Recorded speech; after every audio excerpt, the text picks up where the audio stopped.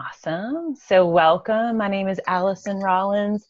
I am the co-owner and doula at High Country Doulas.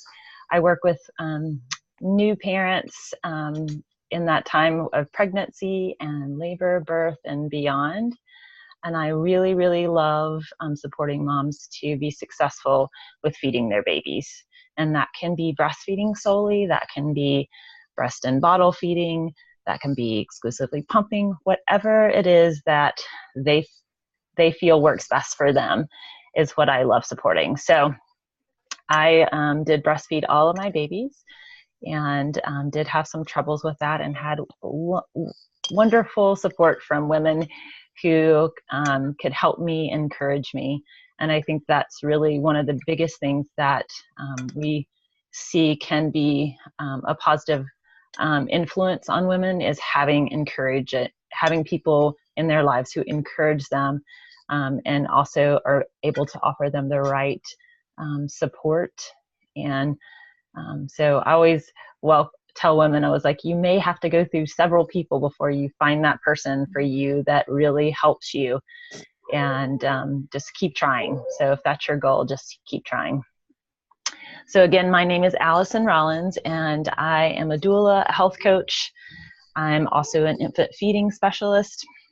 I love teaching families about birth, about breastfeeding, and about how to navigate that early postpartum. I also lead a new parents group in my area and really encourage that connection and understanding that women and parents need to be able to feel good in that first year of life. So let's go ahead and get started. Welcome, everybody. I'll get my stuff set up here.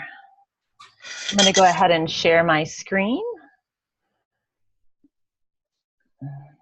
so we can get started. And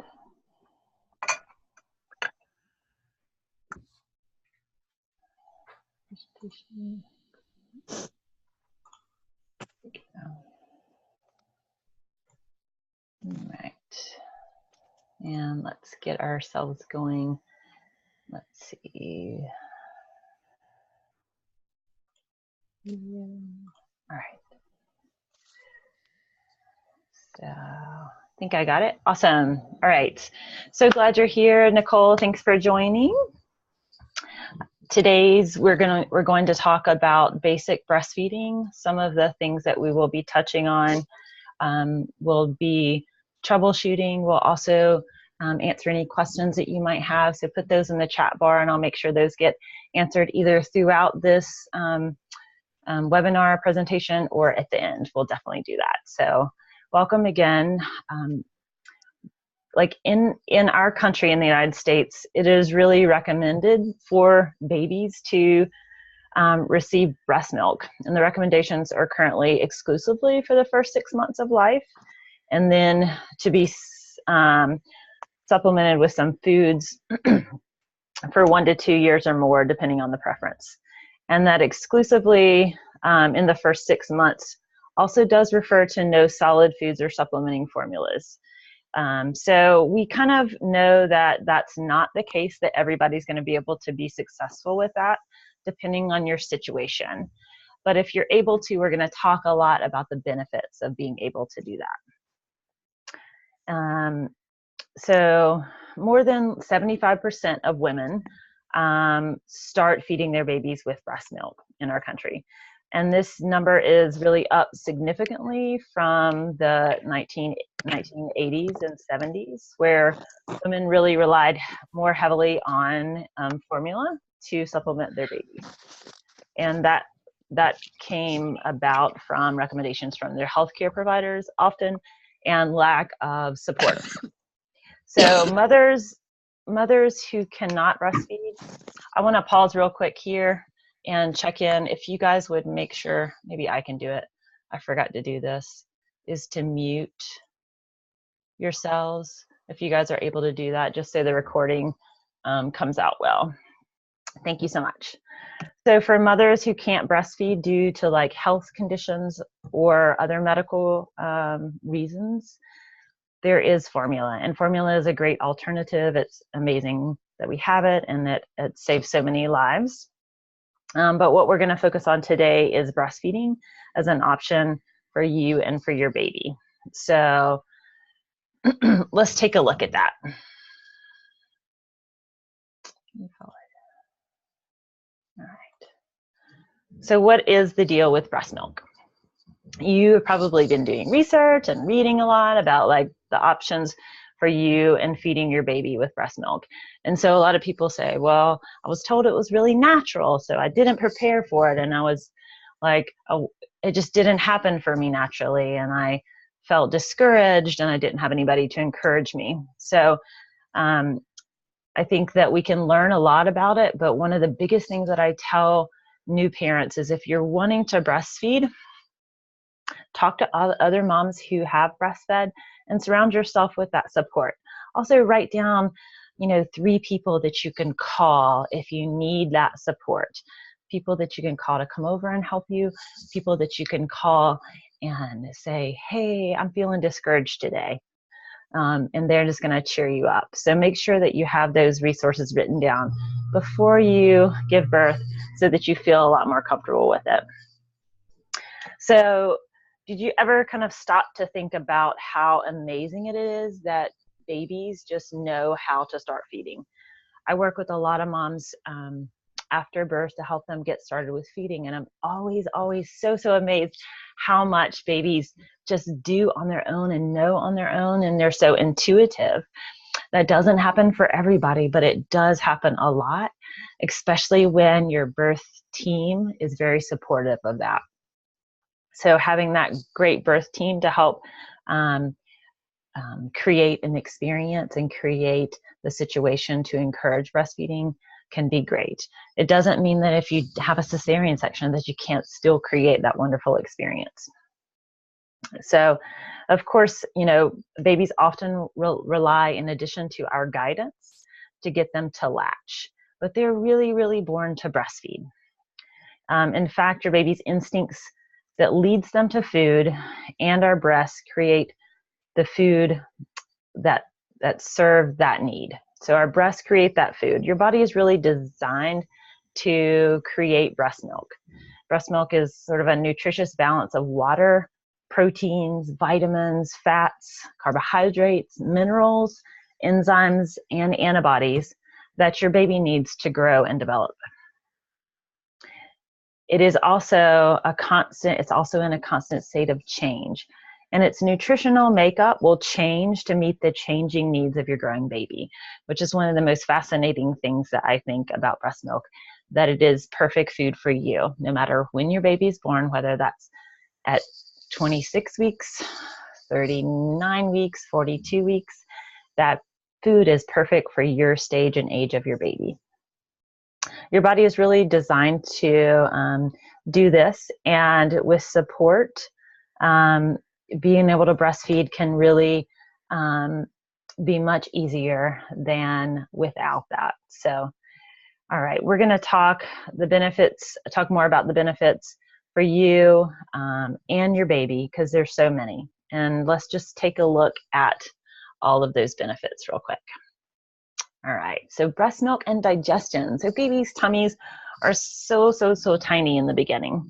And at our infant feeding module that we teach, we show examples of those changes from the first time they're born to about 12 weeks, and the changes that happen within their growing stomach and just their digestive changes. Your baby instinct really leads them to food, and our breasts create that, right? Let's see. Oops, I'm on the wrong one. Haha. So baby's digestive system is not fully developed until around 6 months of age, when their gastrointestinal tract starts to produce the digestive enzymes necessary to break down food.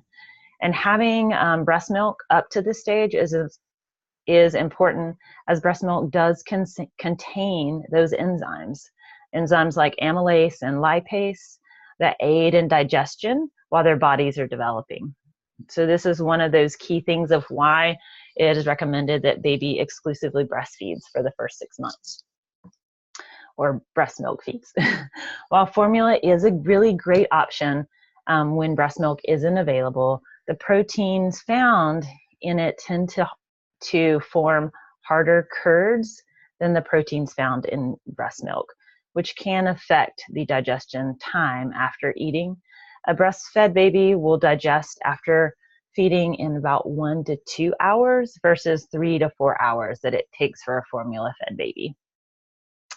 And a breastfed baby, let's see, basically the milk that a breastfed baby drinks is really designed to allow your baby to be able to absorb all of those necessary proteins into their system, whereas formula really, not all the proteins are absorbed. Formula is also, just as I want to speak, a great substitute when we're not able to provide our babies with breast milk. All right, so let's talk a little bit about breast milk and allergies. Let me see here. I feel like I missed. Nope. Okay.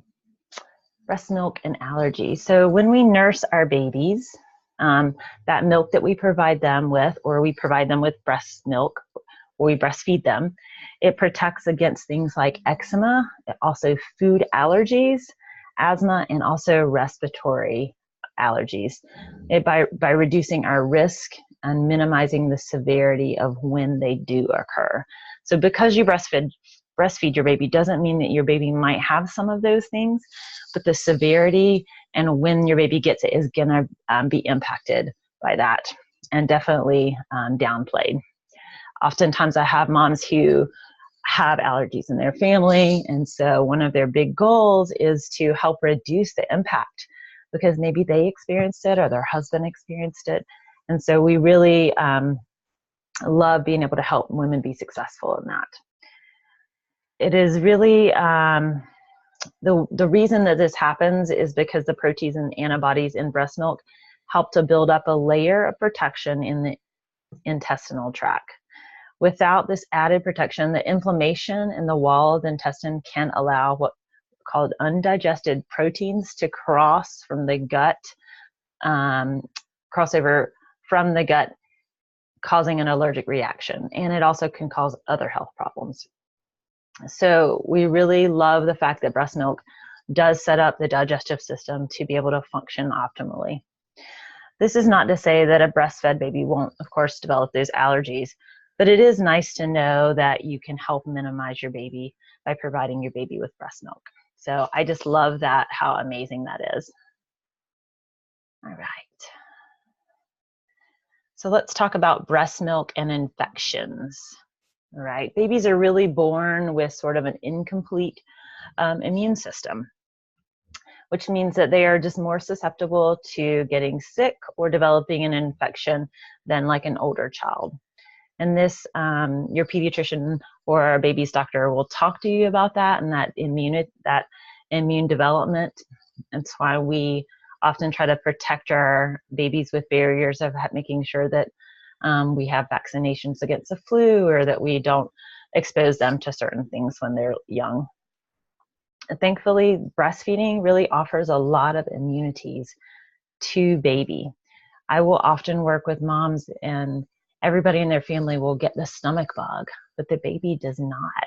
And I think that's really amazing because not only is when mom's exposed to anything, she is going to start building antibodies that will go into her breast milk and protect that baby from whatever illness or virus or bacteria is going through the family, which I really love that. About 40 to 80% of the cells in breast milk are macrophages, bacteria, fungi, and virus-killing cells, making your breast milk a really immunological, antimicrobial, and anti-inflammatory powerhouse. So protecting your baby. Breastfed babies really experience lower rates of respiratory and gastrointestinal illnesses, as well as urinary tract illness and ear infections. So if it just couldn't get any better, it has also been shown to decrease the severity of diarrhea. So we are just super always amazed at the things that breast milks can help support our babies. All right, benefits of breastfeeding for moms.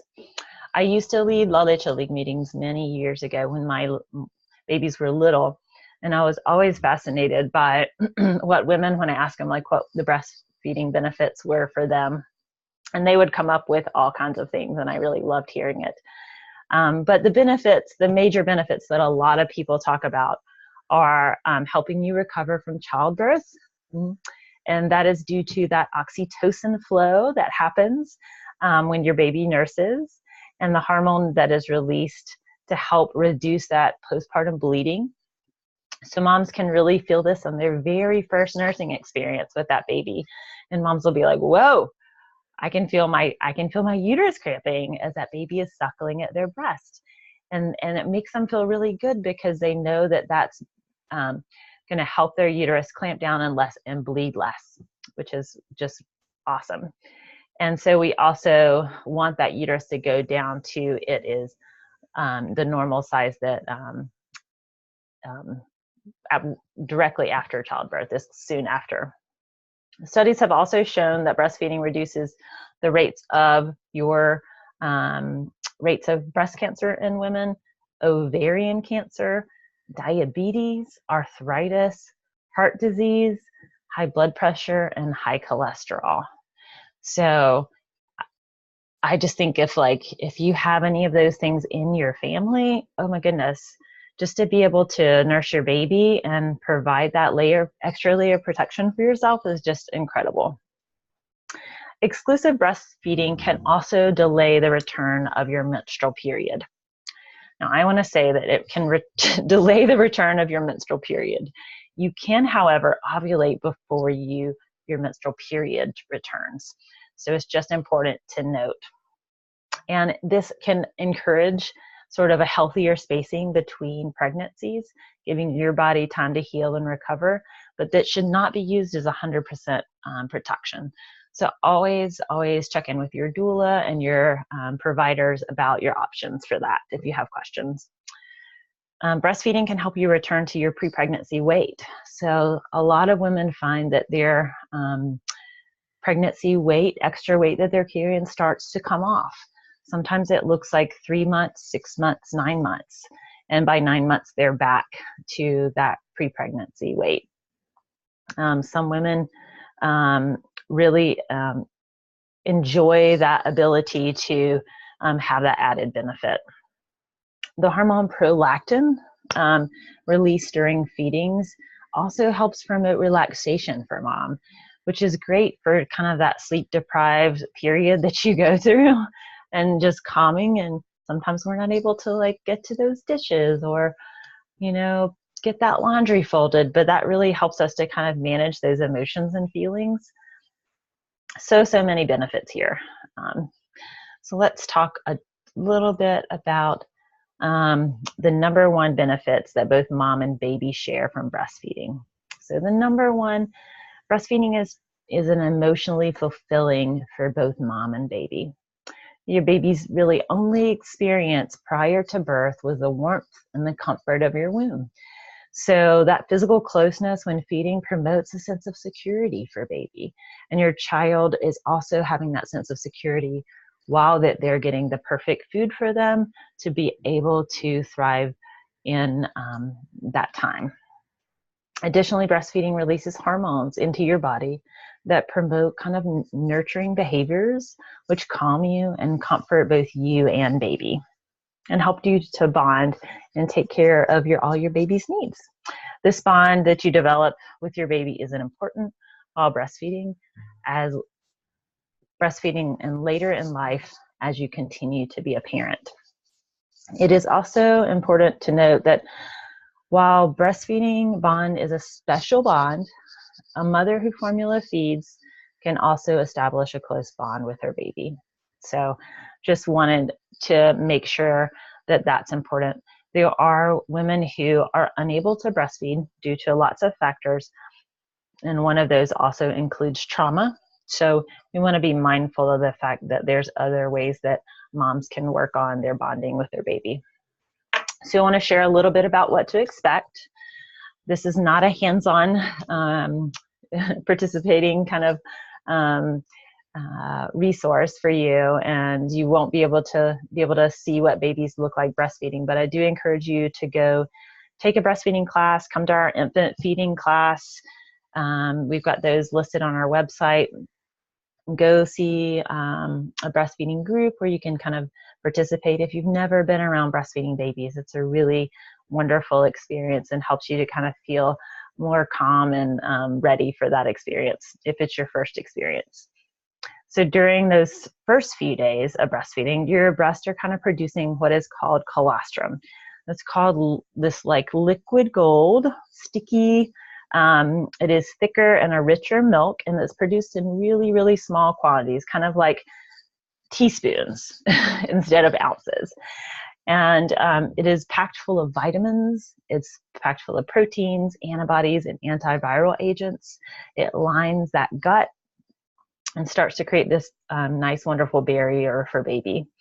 This milk is also just like kind of serving as your baby's first inoculation. It can also provide a natural laxative to promote those first bowel movements. And if you haven't heard or read about it, baby's first bowel movements are called meconium. Those meconium are very sticky, but they can also impact baby's health negatively if they're not able to be removed. So if a baby is feeding well, they're going to get that meconium out, and we won't worry about that baby getting jaundice. So after sort of the first few days, your breast milk will come in or transition, I would say, to mature milk. So about days 3 through 5. You will kind of notice a more fuller sensation in your breast, or you might notice white milk dripping out of the corner of your baby's mouth after they've nursed. For the first few days and weeks, you will be feeding anytime your baby appears hungry. There will not really be a schedule. You're just basically following your baby's cues. Just keep your baby close with the skin against yours and watch for those hunger cues. All right, you might notice smacking lips, turning head, rooting. Just listen and watch for baby, and you're really, the closer and the more time you spend with your baby, the more that you will notice those things and really make that connection really soon. So to learn more about what to expect, I really recommend doing like an infant feeding module with High Country Doulas or a breastfeeding class to learn more about that time. As the weeks progress, you'll kind of develop somewhat of a schedule. You'll kind of notice that baby sort of feeds at 8 and then 11 and then 1. So you'll kind of start to see a rhythm. Some women really like to have like a breastfeeding log or guide that they can write down or use an app to help them kind of figure out what's happening with that. And you and your baby can start to adjust that schedule to make it work best for your family. Awesome. All right. So this is just a little thing about like what to wear when you're nursing that baby. How can I make this work well for me and make me feel comfortable and my baby feel like they can easily access their feedings? So really after birth, we really get excited to like wear something that's not a pregnancy clothes. And that doesn't happen right away for most of us, but it is possible to a certain extent. Just keep in mind that you need to be able to get access to your breast for easy feedings. And I'm just going to go over a few of the ideas that will help you be ready for a baby. I'll just keep in a little bit of style at the same time. We always want to have that. And feel free to chat and share, like if you guys have gotten anything that's been helpful for you or that you're excited to wear. That might be something that you got for your birth, or that might be some clothes that somebody handed down. So just put those in the chat bar. So a couple of the most important things are, number one, a nursing bra. So this is a must if you're able to get one. Nursing bras are really designed with special flaps or panels that you can pull down or aside to breastfeed without having to remove your bra entirely. Some women, of course, at home don't feel the need to be able to wear a bra because it feels easier. They want to be able to have access and not have to deal with that extra step. But if we're in a situation where we feel more comfortable wearing a bra because we're just familiar with that, or are planning on going out, it's really nice to have a really comfortable bra. One of my biggest things is to make sure it fits well. If you have a bra that is too small, it can sometimes pinch, and sometimes it can even cause women to have plug ducts if it's too tight fitting. So if you have any questions, definitely have somebody check on it. That would be like a doula or a lactation consultant or somebody that can really help you, a friend who's nursed. Another one of the wonderful things that can be helpful is called a nursing tank top. And a nursing tank top kind of unclips at the sides or pulls down so that you can easily feed on the go. And these are great to wear on their own or underneath another layer. They also help us if we are lifting up one layer. They help to protect our belly. Sometimes we just don't feel super comfortable like showing everybody our belly, even if it's at home. And it also keeps us warm. So if you're nursing your baby in a colder weather, it's really nice. I love those. And those can just be really simple to purchase, and you don't have to buy a lot of other nursing wear. So something fun to think about, and a lot of women really love those. So wrap tops and dresses, sometimes cardigans, different things like that can be really helpful to wear around the front as a really good option for feeding because you can easily pull it over or cover your baby with. If you want to have a fancier dress or something to wear, they do have some wonderful nursing dresses that are lovely. So that you're able to like go to that wedding, family wedding, and still be able to nurse your baby while you're there. But really any loose fitting clothing or something that is stretchy enough to pull down is going to work fine for easy access. All right. So managing that sneaky leak. We all, as moms at some time, experience when we're breastfeeding kind of leakiness. Kind of getting ready for that and feeling like you know that might happen is a factor, and being prepared for that is really helpful because at some point it's going to happen to you. And leaking usually for most women only occurs in the first few months, but it's best to just accept it and kind of be prepared for it. So one of the ways that you can be prepared is when you feel that tingling sensation of milk let down, which you know will come, is coming, just firmly apply pressure to your breast using either the palms to press over your nipples or sometimes by crossing your arms over your chest.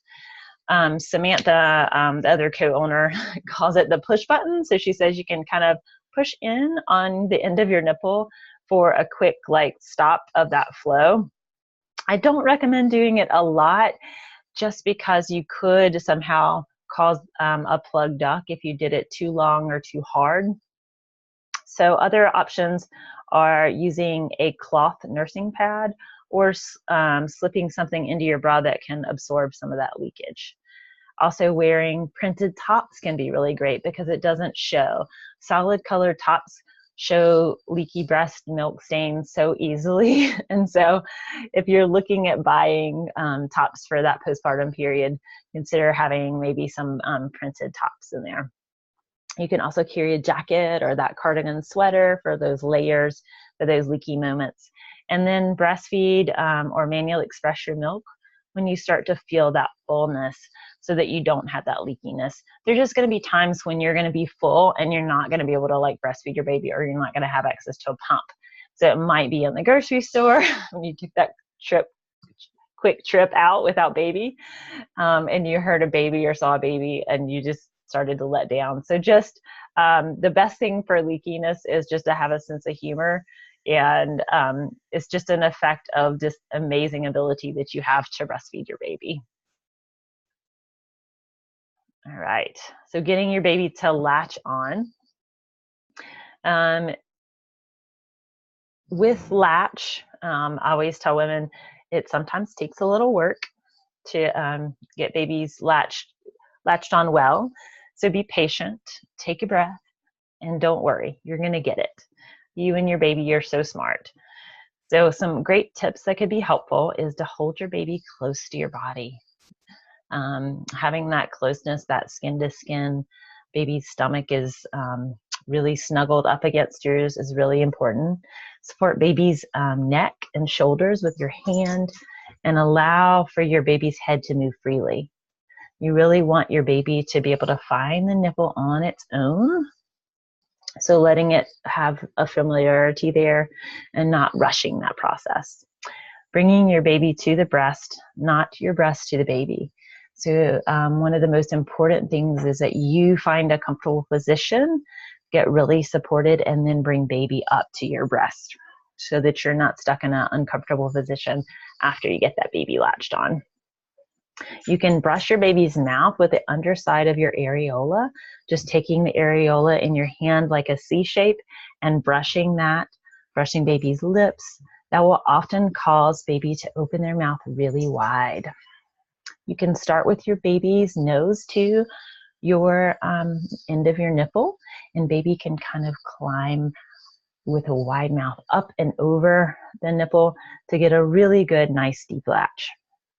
When your baby opens their mouth, you do want to quickly bring them to the breast so that they can take a good mouthful of the breast as close to their mouth. So the ways that you can tell when baby is latched well will include baby's chin will be tucked into your breast with his mouth open wide, and that bottom lip is going to be curled back or splayed back.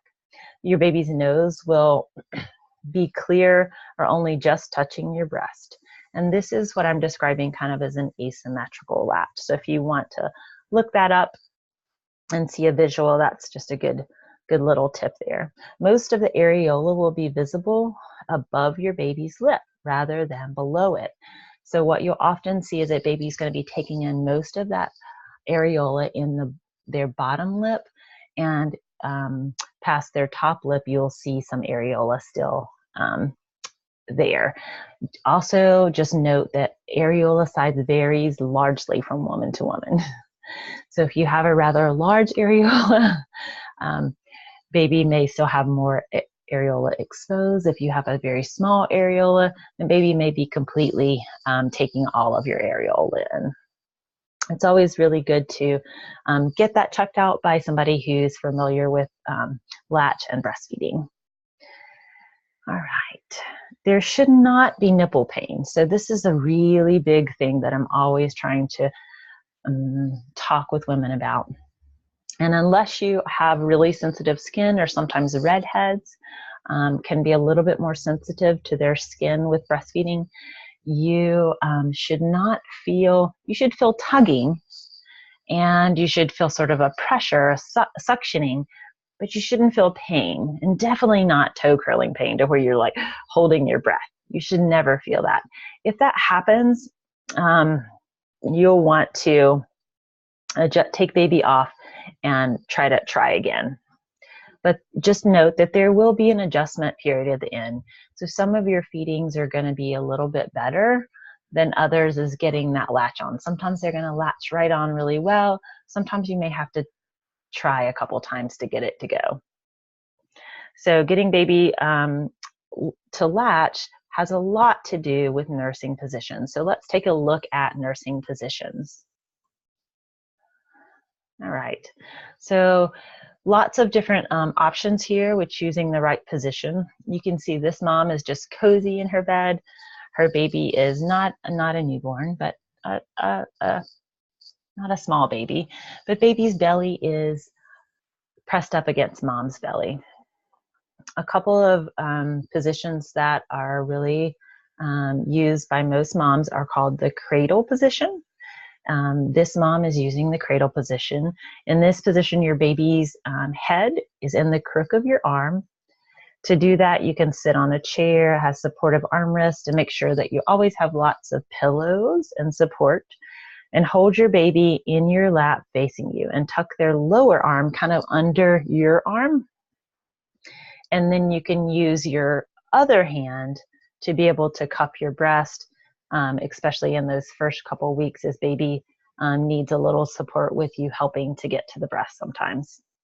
Another position is a cross cradle. A cross cradle is my favorite position for new moms.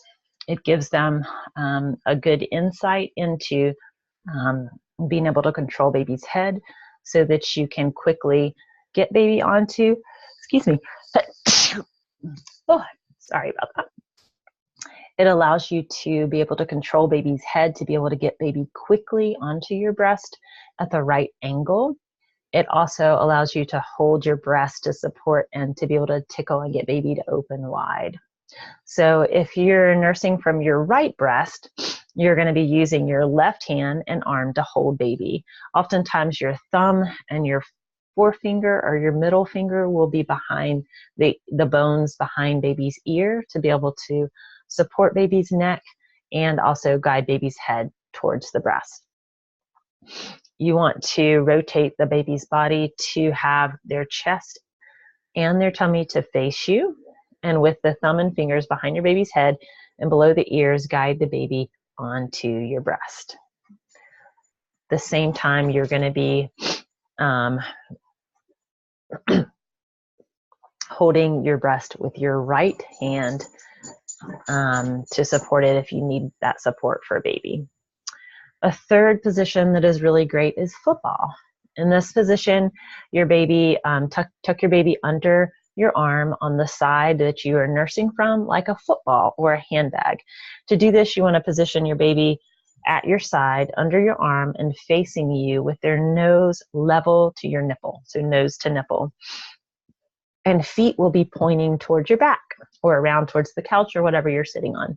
This is really easy, wonderful hold to do with twin moms. Use this a lot. Also, when your baby is tiny, they fit in this position a lot better. As they grow and get bigger, it gets a little bit harder to do that because they'll almost push off of the back of the couch or back of the chair. All right. And you always want to have lots of support and pillows to ensure that you are not straining or it's not you're not uncomfortable and not supported. So a fourth position is called the recline position, or what I would call a laid back nursing position. To nurse while lying, oh no, never mind, this is side lying or recline position. To nurse while lying on your side in the bed, placing a pillow under your head and shoulders and one between your bent knees. So some of you may have heard me talk about the exaggerated Sims pose for a laboring position. This is similar to that, but you won't have a belly anymore. You'll just have your baby there.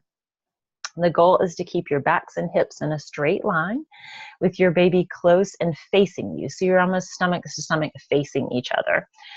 You'll cradle your baby's head with a hand of your bottom arm. So the arm that is under you, and then be able to guide baby on that way. This position takes a little bit of time, and I would suggest that most of you will be able to do this position once you and your baby have a little bit more experience and time at the breast. It's not a position that most women are able to do when they're just getting started. However, this position really allows for mom to really rest. You are lying on your side, getting some really wonderful just downtime, rest time. Your muscles aren't on like you are when you're sitting up to nurse. The other position that I would recommend is called laid back nursing. This position is similar to the one if you had baby right after birth placed up on your belly and baby's tummy was laid on top of your tummy. And then they are almost tilting their head back to kind of climb over your breast, or kind of laid in the crook of your arm, nursing Similar to this picture with this woman, if this woman was laid all the way back. So a great position for those early feedings as well. And baby has this amazing reflex to be able to tilt their heads back when they're first born. You would think that like they don't have enough strength to do that, but it's part of their ejection reflex for birth, and they still have it after they're born. So it works really well to help them latch on good too. Awesome. So just wanting to think about choosing the right positions with this.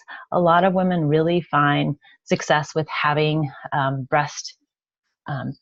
specially designed breast pillows, such as My Breast Friend or a Boppy. Sometimes that's quite not enough to help support, so sometimes you have to add to those. So partners are really great at helping, making sure that that happens, or if your doula is there, kind of making sure asking her to show you good ways to make sure that you're in a good position. I always also want to tell parents that as babies in any position, if baby's ear, baby's shoulder, and baby's hips are in alignment, they're gonna struggle less with the energy to be able to breastfeed. If you were to turn your head to the side and try to drink a glass of milk, it would be really hard. So just think about that when your baby is breastfeeding, to always consider that their ears and their shoulder and their hips are in alignment. All right. A common question that comes up when I'm supporting women with breastfeeding is my baby getting enough, right?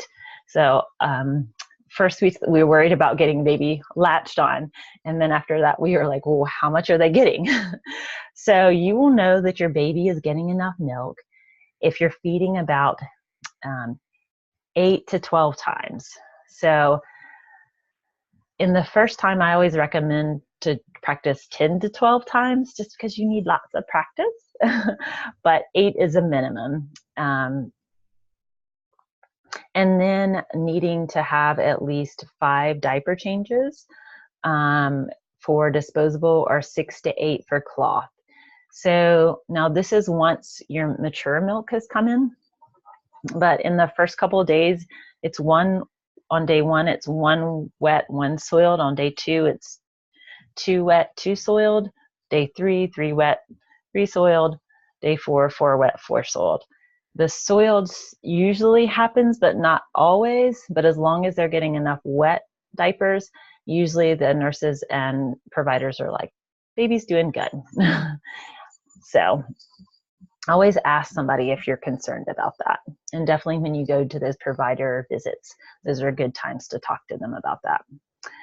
So baby also has 2 or more sort of soft running movements per day for around the first 6 weeks of life, and is gaining weight and growing as expected. Baby is also going to show signs of alertness, right? And when they're awake, and they're not going to be super fussy. Now, some babies can still be fussy even if they're eating well, but being a fussy baby can sometimes be an indicator that they're not getting enough food and they're just hungry. All right, your baby will really let you know when they are done feeding by releasing the hands from your breasts. And when they do, you offer that second breast to ensure that they have had their fill. So always offering the second breast is a good idea, because at some point they will be there. They will be at the point where they're ready to feed on both. So let's talk a little bit about nighttime feedings. Many of us have know, like before having a baby, that we're going to be up at night. You may be even in your 3rd trimester, and you may be just waking up in the middle of the night and being like, I'm wide awake.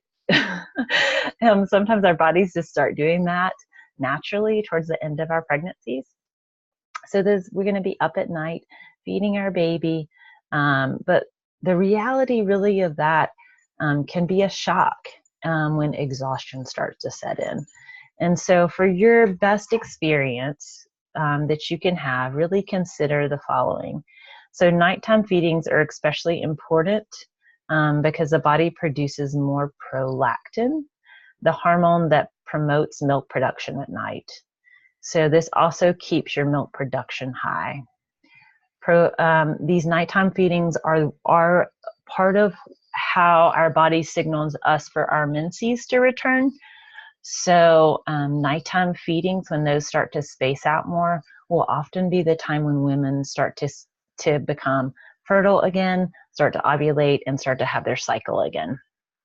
A baby who's feeding really well at night will often stave off this for moms.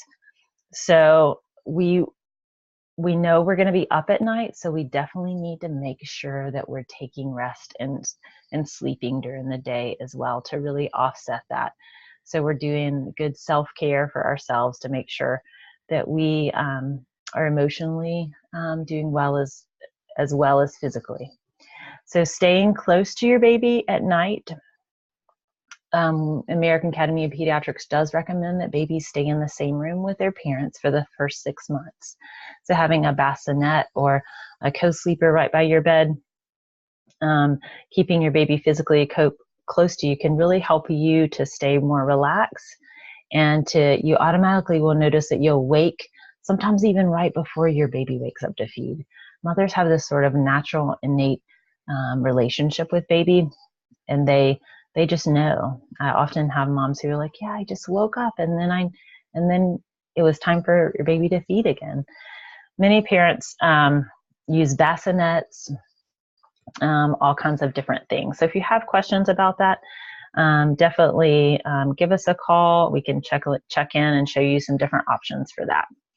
Keeping the lights off.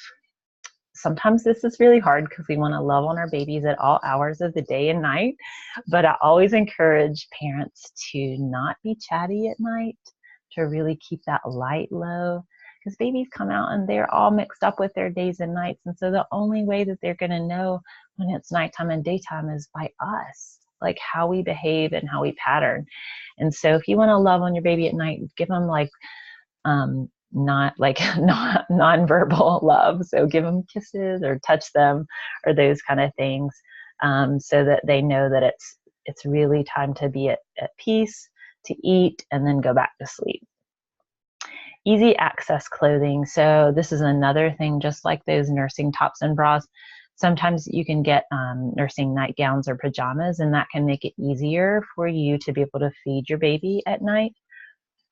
I often tell moms to have like a little changing, like a diaper bag changing thing that they can fold out on the bed right there if they need to change baby at night. And really don't change baby unless you have to. It really can be super helpful. You definitely want to change baby if they have a stool, but if they just have a kind of a little bit of pee, it can probably go longer. All right. And make sure that you have everything you need right there by your by your nighttime feeding area, whether that's a basket or a caddy, so you won't have to get up or you sit down and then get stuck and don't have what you need. All right. Next, let's talk about issues. So overcoming those issues and difficulties that we can have sometimes with breastfeeding. Breastfeeding is really just a beautiful thing, and for most women, we can sometimes have problems that arise, and when they do, it is really good to know what kind of things you or others may experience, so that helps you stay calm and to help you know when to seek help from a provider. So that could be a lactation specialist, a doula, or your provider, whoever you need to access care with and who can get to you quickly. So let's take a look at some of the common issues with some easy fixes. So my baby falls asleep while they're nursing. In the very beginning, we really worry when baby just falls asleep at the breast, and we're worried, did they get enough? The best way to really make sure that your baby is not falling asleep or gets a good amount of breast milk to eat would be to do breast compressions. So you can gently use breast compressions with your hand to express the milk, and that will encourage baby to continue drinking. And they can be semi-asleep and still drink breast milk. So you will notice that if you do breast compressions, you will be like, oh, they're sucking again. You can also tickle the bottoms of their feet, walk your fingers up their spine, and also you can, maybe you've got them wrapped and they're just so warm that they're just not waking up. So always an indicator is one more layer than what you wear is comfortable for baby. And so sometimes we tend to over wrap our babies, and that makes them really, really drowsy. So always consider that. Other issues is latching on hurts. It is really common to feel some sensitivity at first, but breastfeeding should not be painful. You should not be toe curling. This is a sign that your baby does not have enough breast in their mouth, or there's other issues going on with baby's mouth and tongue. So gently slide your pinky finger into the side of baby's mouth to get them to release the breast, and then try for a better latch. Definitely that asymmetrical latch can really be helpful with getting a deep latch. And always, always, always, if you feel like something's not going out, seek help sooner than later.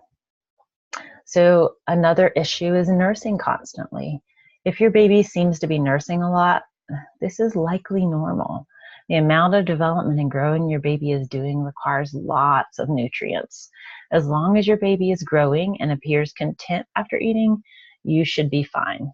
Sometimes it's just, this could happen like cluster feeding in the evenings. So if you're prepared for it and expecting it, it can make it feel a lot more, you can just feel more at ease knowing that that's what's going on rather than it being a problem. Another concern is that your breasts don't feel full.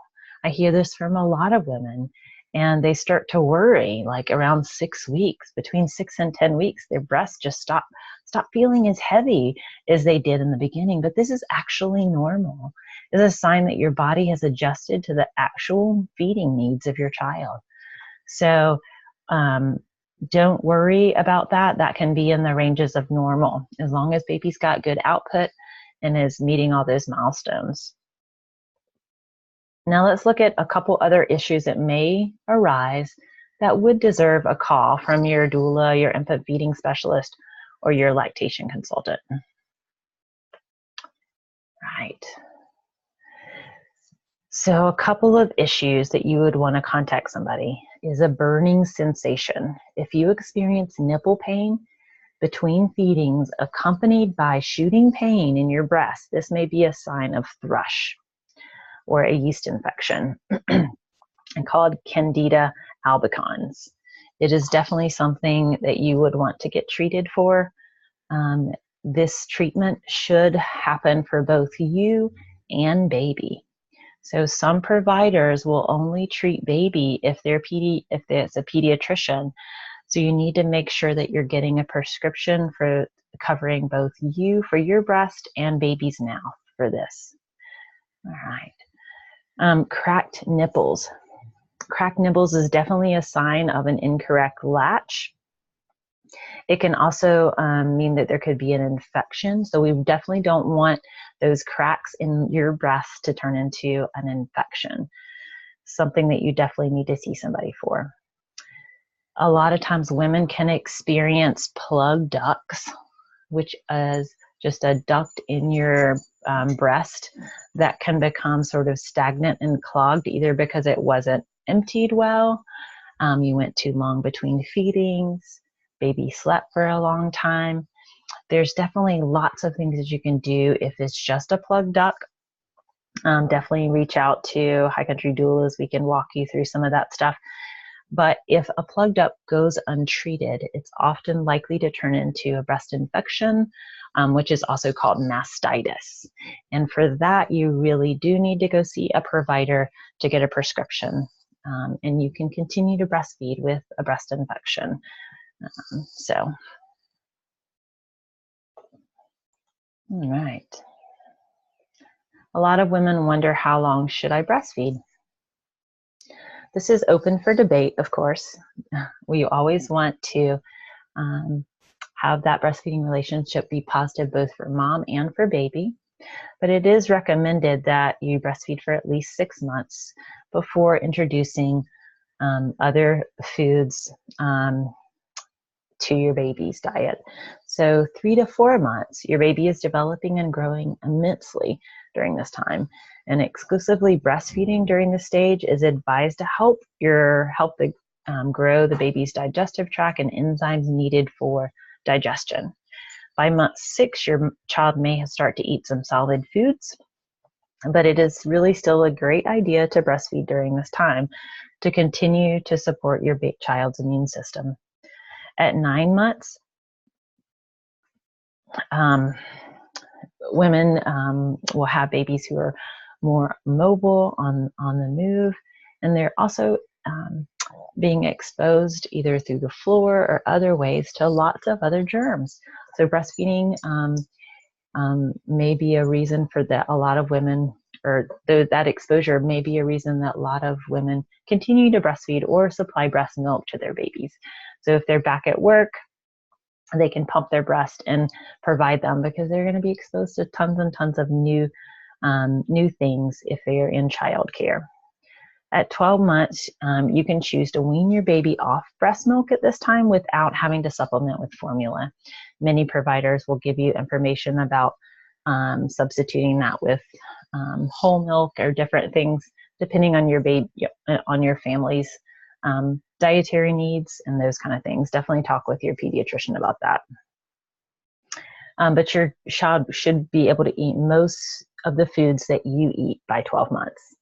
At 18 months, if you choose to breastfeed for this long or even longer, you are simply continuing to provide your baby with those nutrients and illness protections, and also the comforts and the emotional support that breastfeeding is not just a way to feed your baby. Right.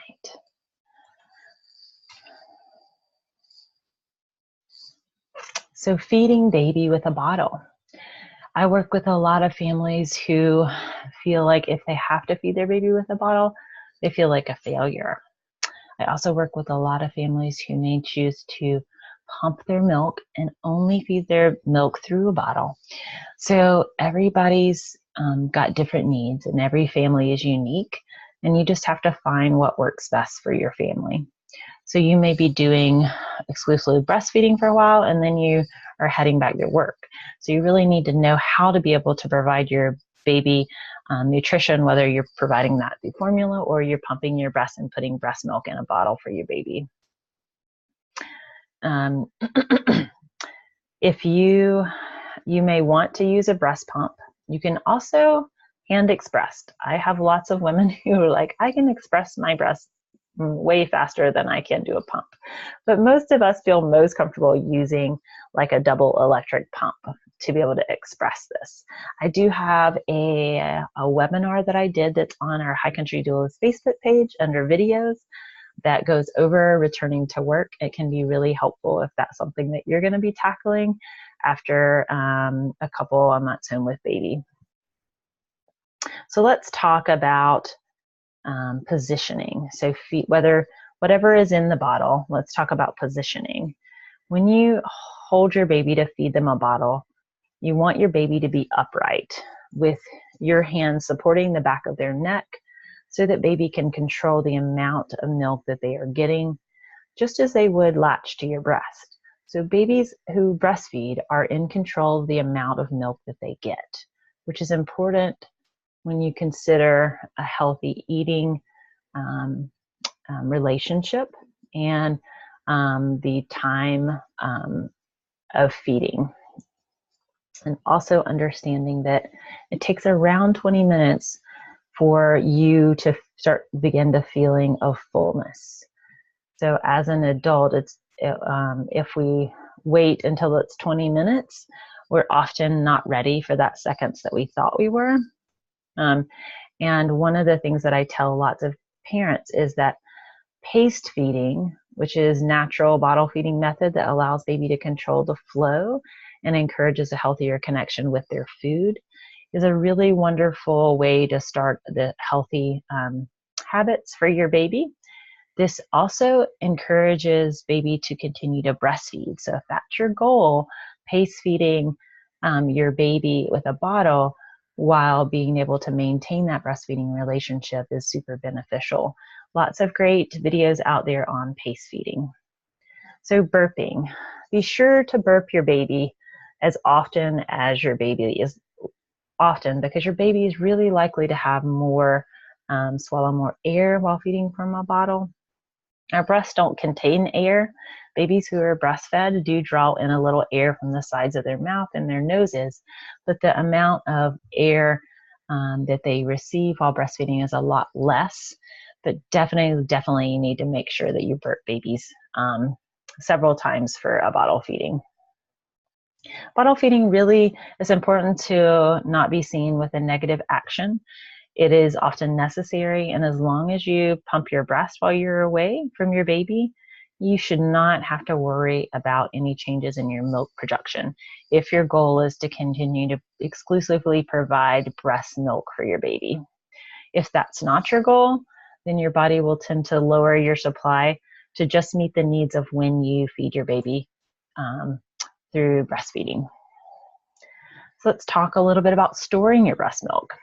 Really, your breast milk directly from the breast is really best. I feel like most women think it's easier as well. But many new mothers really produce more milk than their baby can consume, especially in the beginning when your body's starting to regulate.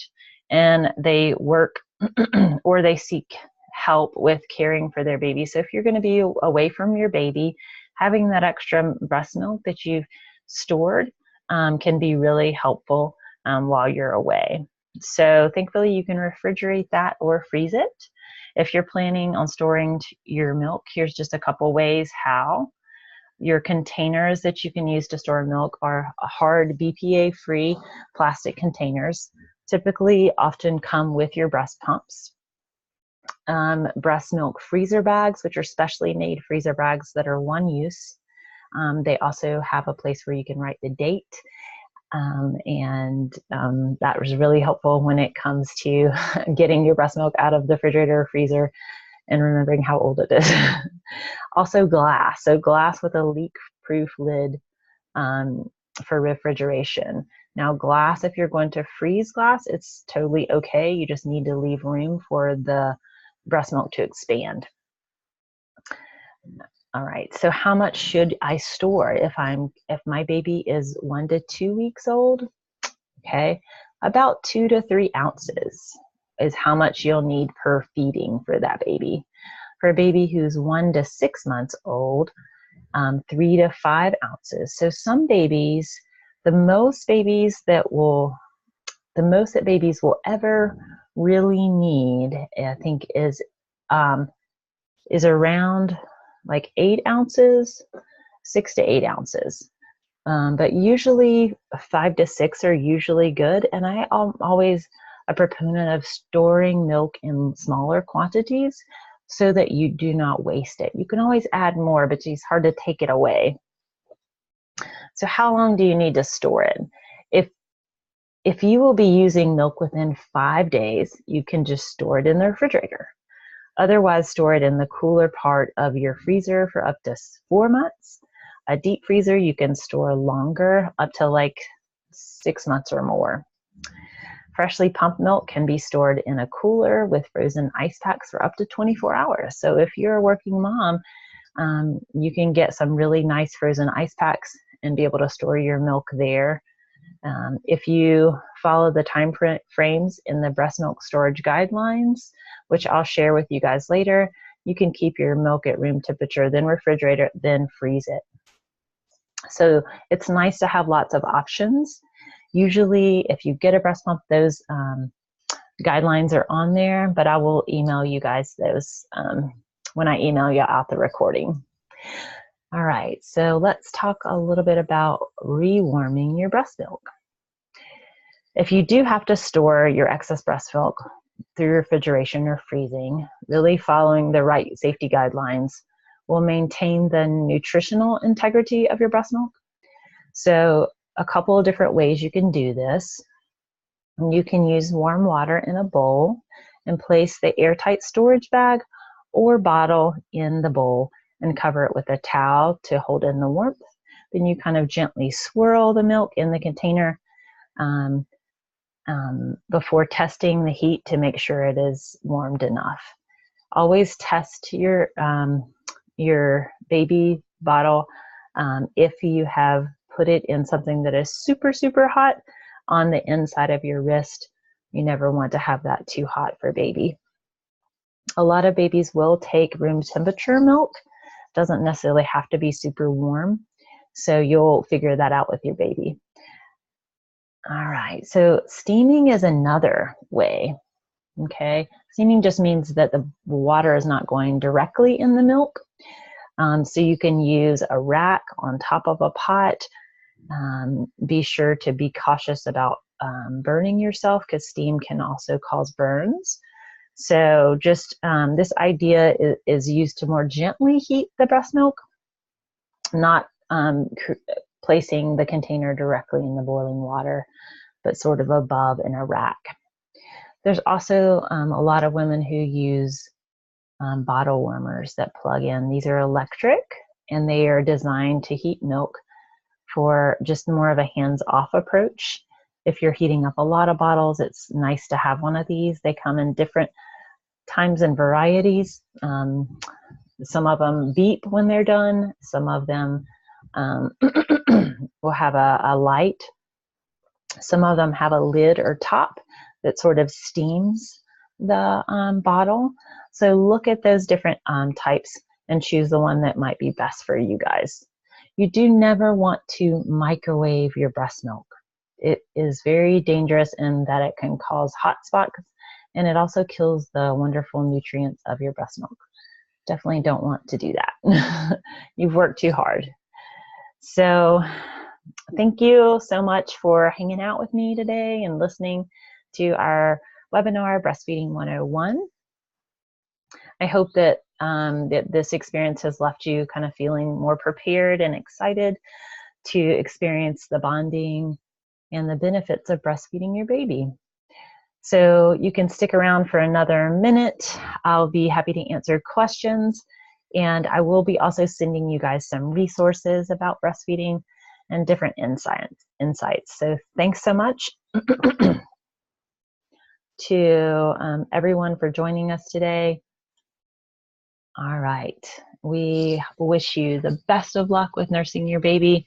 Know that High Country Doulas is here for you. If you have questions, please email us at info@highcountrydoulas.com.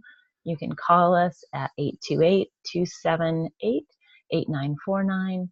You can also come to our infant feeding modules. We have some upcoming dates, one in Johnson City on June 22nd, also in Boone on July 13th. So we'd love to see you there. Thank you so much for joining me. I'll stick around for just a minute or two to see if anybody has any particular questions that I didn't answer, and I'll be happy to talk with you.